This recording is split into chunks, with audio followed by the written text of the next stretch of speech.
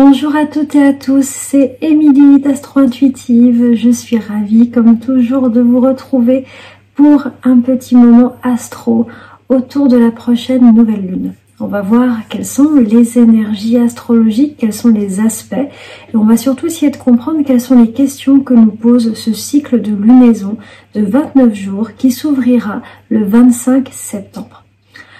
Donc la nouvelle lune elle a lieu le 25 septembre, on est presque le 26, il sera 23h54 heure de Paris et elle se passe à 2 degrés de la Balance. 2 degrés de la Balance, ça veut dire qu'on est rentré dans l'équinoxe d'automne. Quand le soleil rentre en Balance, on rentre en automne, tout comme quand le soleil rentre en Bélier au printemps, on rentre à l'équinoxe de printemps. Alors, qu'est-ce que ça signifie ces moments d'équinoxe? Eh bien déjà, c'est un moment d'équilibre. La durée du jour est exactement égale à la durée de la nuit.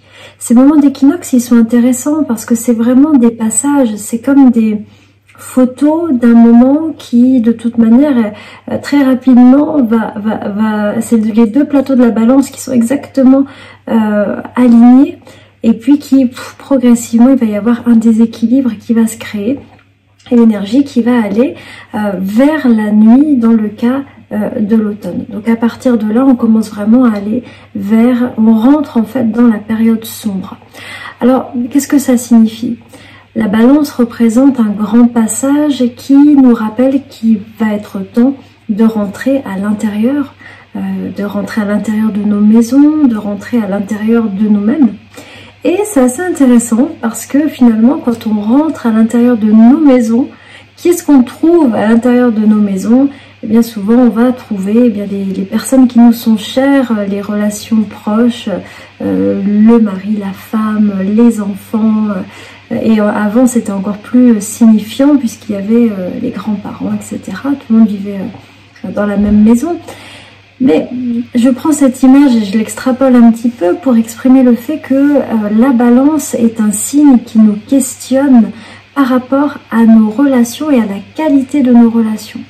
Donc quand on rentre dans une lunaison Balance, eh bien on ouvre en fait un cycle de 29 jours aux couleurs relationnelles, où il est question de se questionner sur la qualité de ce qu'on vit dans nos différents rapports et de mettre une forme d'énergie dans ces relations. Ce qui est très intéressant, c'est que la Balance est un signe cardinal. Cardinal, ça signifie qu'il ouvre une saison, comme on vient de le voir. Les signes cardinaux ont une forme d'énergie qu'ils viennent mettre au profit de leur thématique, des thèmes qui leur tiennent à cœur.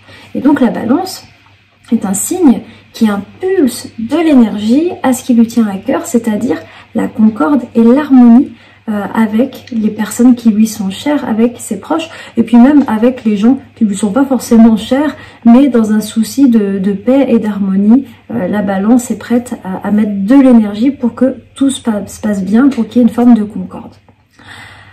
Donc, vous l'avez compris, c'est un petit peu notre but, c'est notre grande question. Il y aurait une première question par rapport à cette lunaison qui est es-tu satisfait de la qualité de tes relations? Parviens-tu facilement à t'harmoniser aux autres, à t'harmoniser à ton environnement, à ton entourage? Et dans tous les cas, es-tu prêt à mettre de l'énergie et à consentir à faire des efforts pour améliorer la qualité de tes relations? Ce qui est intéressant, c'est que c'est Saturne, la seconde planète de la Balance. Saturne est exalté dans le signe de la Balance. Et Saturne, c'est une planète qui parle de travail, de faire des efforts, d'avoir une certaine discipline, une certaine part de responsabilité. Et mine de rien, ça nous renseigne quand même que ce domaine du relationnel n'est pas seulement agréable comme Vénus pourrait nous le faire croire. Vénus, c'est la planète principale de la Balance. C'est certes agréable, mais c'est aussi une question de responsabilité et de travail, et aussi de règles qui sont fixées pour garantir la bonne harmonie des relations. Donc c'est de ça dont nous parle Saturne. Alors, ça c'est ce qu'on a chaque année, on va dire, à chaque nouvelle lune de la Balance. Il y a une autre thématique qui n'est pas relationnelle, qui serait plus, on va dire, en lien avec la notion d'équilibre. Et y a encore deux thématiques, pardon. Il y a la thématique de l'équilibre. Donc le mois de la balance, c'est un mois pour venir remettre de l'équilibre dans des situations qui ont pu être déséquilibrées. Hein, les deux plateaux de la balance. Donc ça peut être équilibrer le temps qu'on passe à faire des activités obligatoires et des activités qui nous font plus plaisir, équilibrer vie professionnelle, vie privée, équilibrer, qu'est-ce qu'on pourrait équilibrer, je sais pas moi, son alimentation, enfin bref, il y aurait beaucoup de choses hein, à équilibrer, mais c'est intéressant de voir la balance quelque part, elle nous montre avec finesse là où on est allé trop loin. Et je dirais que c'est important d'essayer d'utiliser le mois de la balance pour rééquilibrer parce que ensuite on rentre en Scorpion. C'est une intensification de ce qui est déjà latent pendant la balance et donc peut-être il y aura des choses qui vont un peu nous sauter aux yeux si on n'a pas équilibré dans la douceur pendant le temps de la balance. Et puis enfin, l'autre thématique, la troisième grande thématique de la balance, c'est des questions de justice et des valeurs qui sous-tendent cette notion de justice. Donc ça peut nous interroger sur est-ce que ce que je vis actuellement est juste, qu'est-ce qui est juste pour moi. Il y a toujours un peu la notion, je trouve, d'environnement et de rapport avec les autres dans cette question de justice parce qu'on ne se pose pas la question de est-ce que c'est juste pour moi que, je sais pas... il y a le réchauffement climatique, ou je sais pas, des questions qui sont plus de l'ordre de la nature. On va moins se poser cette question de justice, on va plus se la poser dans des rapports les uns par rapport aux autres. Voilà, donc je soumets ça à votre réflexion. Il peut y avoir aussi voilà des chantiers mis en mouvement pour rétablir une forme de justice et une forme d'équilibre, toujours dans un rapport avec des autres. Alors maintenant, les aspects que reçoit cette nouvelle lune, les aspects que reçoivent le soleil et la lune, eh bien c'est ce qui va nous soutenir, nous aider, mais c'est aussi peut-être les défis qu'on va rencontrer pour cette lunaison. Et là c'est un peu plus spécifique, c'est un petit peu plus raccord avec l'énergie vraiment de là, septembre et octobre 2022. Alors, ce qu'on voit, c'est que tout cet amas qui est entre la Vierge et la Balance, donc Vénus, Mercure qui sont en Vierge et Soleil et Lune qui sont en Balance, reçoivent un trigone, donc un aspect harmonieux de la planète Pluton. Pluton signifie qu'il y a une force de régénération qui est à l'œuvre. Il y a quelque chose qui est en train de se renouveler. Donc ça peut être un renouvellement de certaines relations, une régénération de certaines structures relationnelles, de certains accords, de certains contrats, dans le but d'établir une plus grande justice, un plus grand équilibre, une plus grande harmonie. Et ça, c'est quand même particulièrement notable parce que, oui, Pluton touche tout l'amas, mais il y a surtout le fait que la planète que Pluton touche le plus précisément, c'est Vénus. On a un trigone de Vénus en Vierge à Pluton en Capricorne qui est exact à 1 degré. Donc c'est très précis et ça nous exprime vraiment une force de renouvellement, de régénération des relations. Et ici, ça nous indique des relations plutôt intimes, plutôt amoureuses, plutôt en tout cas dans lesquelles il y a une forme d'affectif. Donc c'est intéressant, je trouve que Pluton ici nous met en mouvement, il nous indique qu'il y a peut-être des choses à revoir ou à changer, mais encore une fois, on est dans quelque chose qui est assez doux, qui nous permet de le faire sans qu'il y ait des grandes crises. C'est une invitation à faire des ajustements, les ajustements nécessaires, et ce qui nous le redit encore, c'est que Vénus est dans le signe de la Vierge.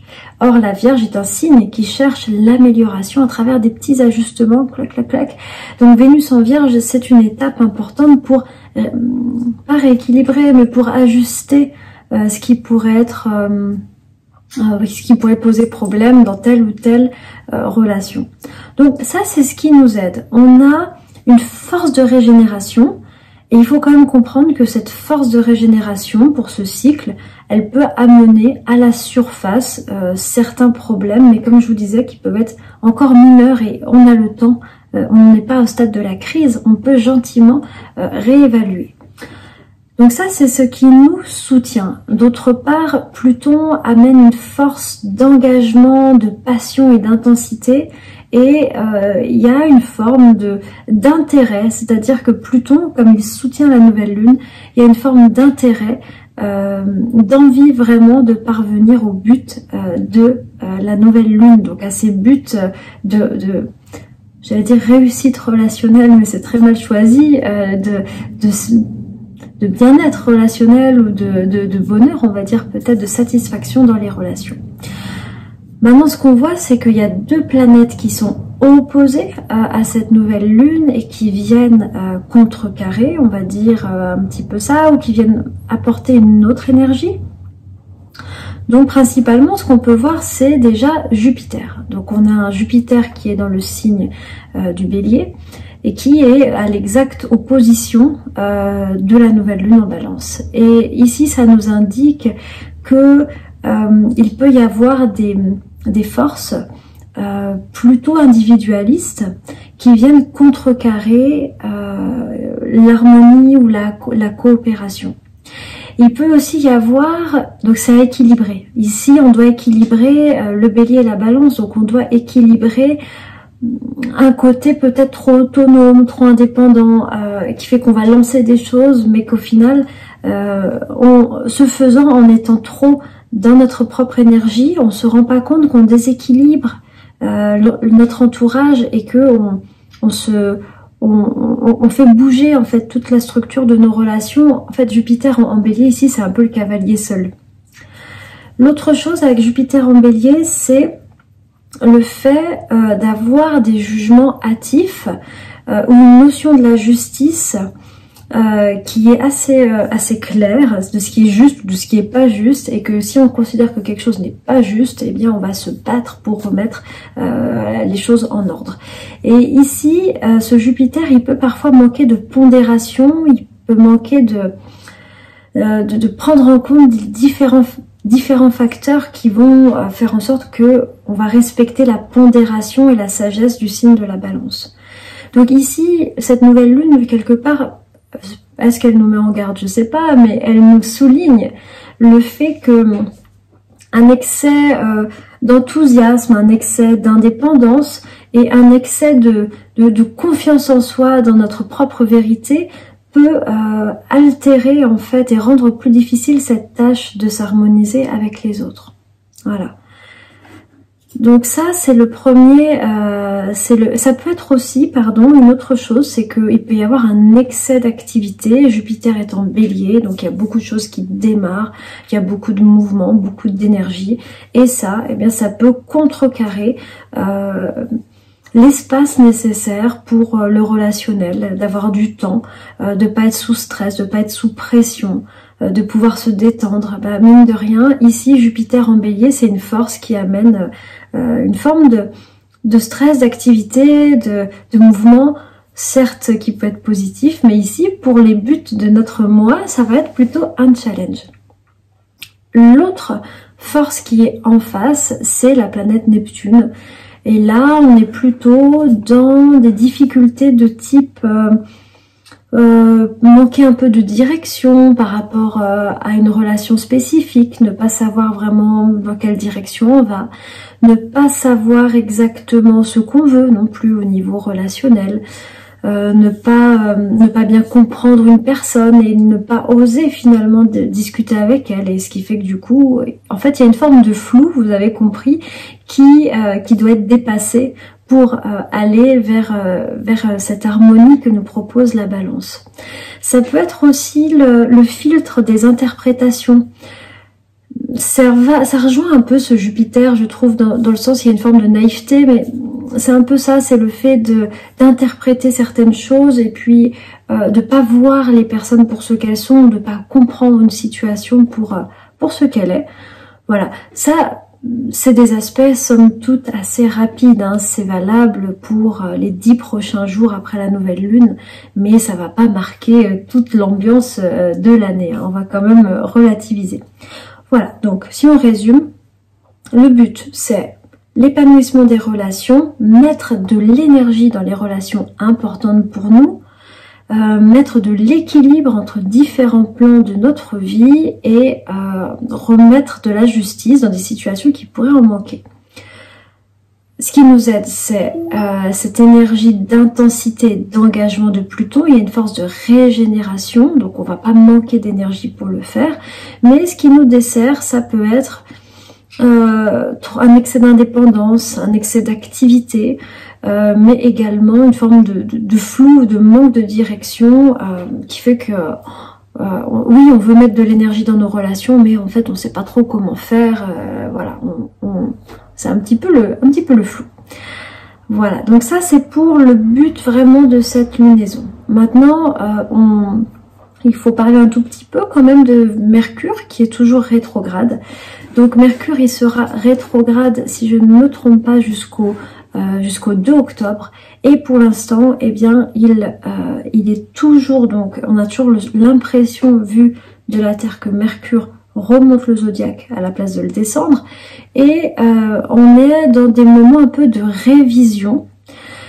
Alors, Mercure rétrograde, il peut être un peu pénible parce que finalement, il nous oblige à réviser des choses qu'on aimerait qu'il aille vite. Tout ce qui est de l'ordre du domaine de Mercure, on aime bien quand ça va vite.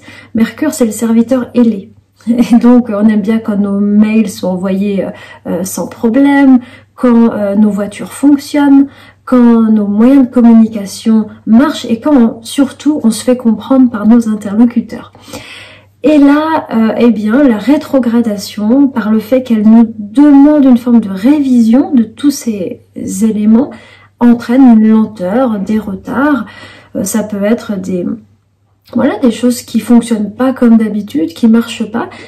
On peut s'énerver contre, mais c'est intéressant de voir qu'il y a quelque chose qui se décristallise et qui nous dit, est-ce que tu es sûr que tu as envie de faire comme ça? Est-ce que tu es sûr que tu veux te déplacer comme ça? Est-ce que ta manière de communiquer est bonne?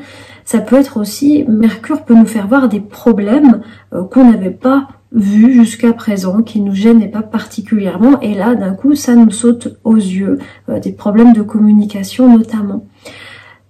Là, il passe en Vierge, donc on est un peu sur la proposition, c'est de résoudre ces problèmes ou de réviser les choses en prenant le temps nécessaire et en étant un peu soigneux, un peu rigoureux.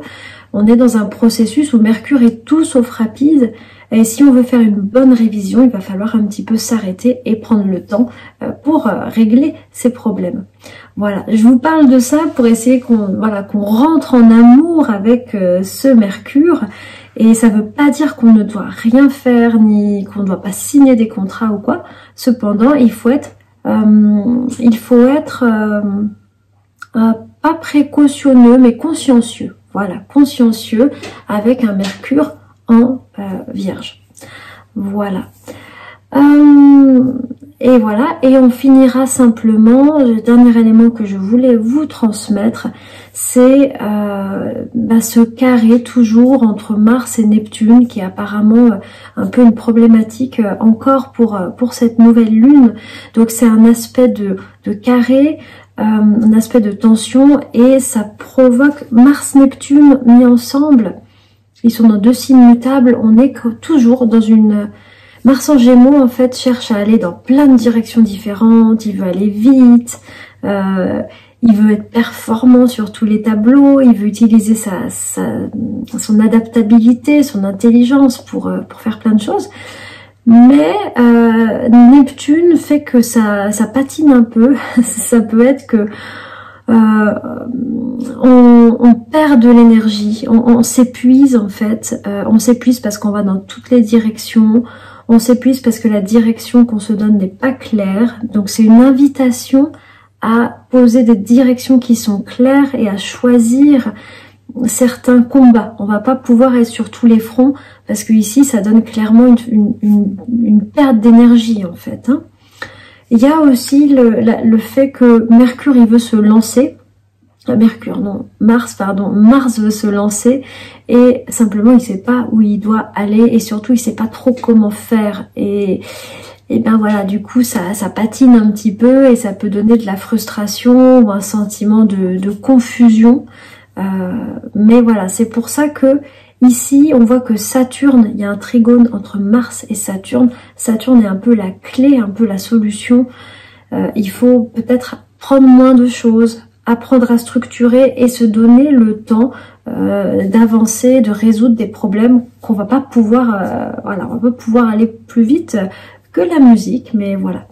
Ça, c'est des questions un petit peu plus subalternes, hein. Voilà. Les grandes questions de ce mois-ci, c'est la question de la paix. Ça peut avoir des répercussions sur le climat international, hein, aussi, on le vit tous, mais au niveau international, la question de la paix et donc de la guerre, elle est quand même très très marquée pour cette lunaison. Le but, hein, il est clair, c'est de parvenir à la diplomatie, à l'entente. Après, il y a des forces en face, comme ce Jupiter en bélier, qui lui n'a pas forcément envie de faire preuve de diplomatie, parce que, comme je vous le disais, Jupiter, c'est une notion de la justice. Jupiter, il est vraiment relié à la justice. Et en bélier, la justice, c'est droit, c'est clair, c'est comme ça. Voilà. Bon, je m'arrête là. En tout cas, je vous souhaite, moi, une très très jolie lunaison avec des belles intentions, des relations qui sont épanouissantes pour vous, qui vous font du bien. Et voilà, je vous retrouve dans 15 jours pour la vidéo de la pleine lune. On verra comment tout ça a avancé. Et d'ici là, prenez bien soin de vous. À tout bientôt.